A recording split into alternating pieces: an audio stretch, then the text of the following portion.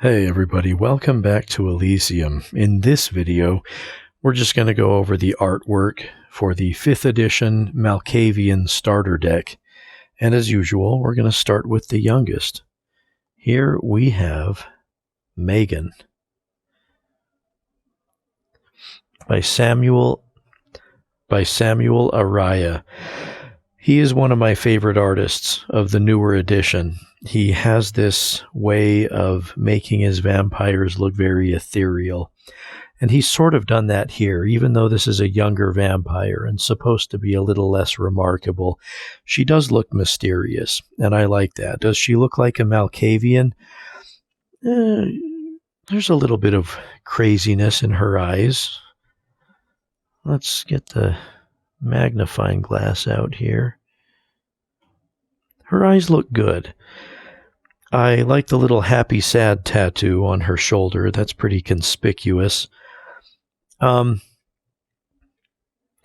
don't know. This could be just somebody you meet at a club with weird contact lenses, but maybe that's what it's supposed to be. I don't think I really see a Malkavian, but I feel like that's okay in this picture. It looks good. It looks like a good vampire. And that is all I want. Although, I do kind of wish there was a little bit more craziness here. I kind of wish there was a little bit more vampire here. But you can't win them all. She does look good. Next, we have Ashley by Mark Kelly. Now this is what it's all about right here. That is a magnificent Mark Kelly picture. I've often said Mark Kelly is kind of hit or miss. This is a bullseye for Mark Kelly. There is no denying that this is a Malkavian vampire. Just beautiful. I mean, that tome that she's clutching, is that like a spell book or is it scripture? She does have that cool ash Lent cross on her forehead. This looks like some sort of vampire fanatic. I love it. It looks like it's out of The Exorcist or something. It looks very spooky, very Malkavian, a little bit of craziness here. Very vampiric, very gothic. It's got all the flavors that you want to see. That is one good-looking vampire picture right there by Mark Kelly. Now this one, another one by Mark Kelly, I have the exact opposite reaction to. I can't deny that this does look like a Malkavian vampire, but it just looks so lazy. First of all, it's the unicorn vomit colors again. Like, what did Mark Kelly do? Just go to the local game store and tell the owner, hey, I'm illustrating a crazy vampire. If you want to be it, make a crazy vampire face. And like, that's what he gets. I don't see inspiration. I don't see a vampire that I would enjoy playing among the 12 vampires that I'm going to have in my crypt. There are better looking choices. I'm sure this comic book store owner is a nice person and probably very excited to be in a card game, but I don't want him in my deck. And please let me cover that up. Now we have Colette by Ginés Quiñonero.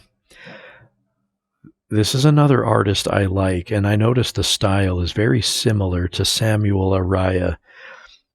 This artist also does this surreal-looking pictures, and I love the either moonlight or city lights coming through the blinds on the wall there, and you see her pale face sort of lit. I would buy that this is a Ventru vampire. I do not see Malkavian anywhere here. I don't really see vampire either. That said, I do like the picture. There's something spooky about it. There's something dreamlike about it. that is alluring, and I would play with it. It doesn't hit what I want to see, but I still like it. Now, Dr. Stephen Norton, also by Ginés Quiñonero. This one I do not like. He doesn't look nearly as creepy as Dr. Jest from first edition. Dr. Jest looks like some kind of horror movie villain. Now that is a cool vampire. That's a scary vampire. Dr. Stephen Norton does not look anything of the sort. He looks like a regular guy. He looks like a patron of the game store once again. I don't see Quiñonero's usual ethereal qualities here. I see a very pale, like gray-skinned person, but I don't know why he's a Malkavian, except that he's a doctor. I don't know. I don't see what I want to see, and frankly, I just don't like the way this guy looks. Next, by Samuel Araya, we have Galacia Fotiu. I'm certain I have butchered that name. Now, this one I love. This one one reason I love it is because she's obviously blind, or appears to be, and yet she's got superior aspects. So she's like your fortune teller, and she looks like a fortune teller. I love the black veil that we see on her right here. She looks very mysterious. She looks creepy. She looks Malkavian. I don't know why. I don't see much craziness to her, but she has sort of a slightly mentally unwell look. Like if I walk into an asylum, I wouldn't be surprised to see a patient who looks kind of like this. She looks fantastic. Don't see much vampire, but I feel like I don't really need to, because something is already so off about her. This is a gorgeous picture. Absolutely love it. Samuel Araya nailed it with that one, in my opinion. Now here we have Donnie Kowalczyk by Mark Kelly. Ugh. Yeah, just like with Sully, I have to admit, this is definitely a Malkavian vampire, but I don't like him. I don't know what the helmet is all about. I don't know what's going on. I kind of see unicorn vomit on his shirt. I don't know what it is with these color combinations that keep recurring, but they're kind of sickening. I just don't like this picture. I don't know why. It delivers on what it's supposed to deliver on, and if you like him, that's great. I mean, he does look nuts. He looks bonkers. He looks like he would rip you to pieces or kiss you or something. Like, who knows? He's a prince. He's the Prince of Pittsburgh. I just don't like him. I would avoid playing with him myself, but I wouldn't blame anybody who wants to, because there's no doubt he is a Malkavian vampire. Let's get on to one of my favorites here. Amy Wilkins has once again outdone herself with this illustration of Andy Liu, Camarilla Prince of Taipei.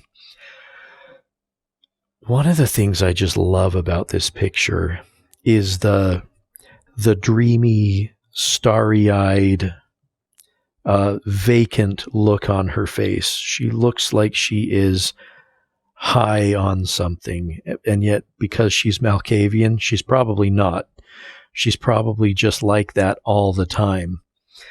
She's probably, it's like she's living in a dream world, like the dancing people in the smoke behind her might just be in her imagination. She is absolutely a Malkavian vampire, and very well depicted. I love Amy Wilkins. Her art just gets me every time, and this one absolutely absolutely nails it. I will play with 2 of her. She looks fantastic. I can't stop. I mean, there's just something about that look on her face that tells you she's not fully present. She's living in a surreal dream, and it is magnificent. Now, last of all, we have Alexander Silverson, the Prince of Birmingham. Now, I could be convinced that this is a Malkavian because he looks so austere, and austerity and refinement and education are Malkavian qualities. I don't see a vampire, though. And this is the one that I'm sort of gray on. Like, all of these 5th edition Malkavian vampires, I've been either fully on board with or just keep it away from my deck entirely. This guy I could go either way on. He could pass as a Malkavian, maybe not so much vampire, but he doesn't look terrible. The artwork is great. Oh, by the way, artwork by Ken Meyer Jr. He's kind of hit or miss also. I think he got it pretty well with this one. I just don't see much remarkable here. I feel like this was a little uninspired, and yet is the Prince of Birmingham. I mean, how exciting is he supposed to be? I think it's probably what it's supposed to be, and you can either love it because he's a Camarilla leader, or you can think, no, I want a little more bonkers with my Malkavians. It's up to you. I can go back and forth on this guy. Anyway, that is all there is to the 5th edition Malkavian starter deck. Thank you for watching.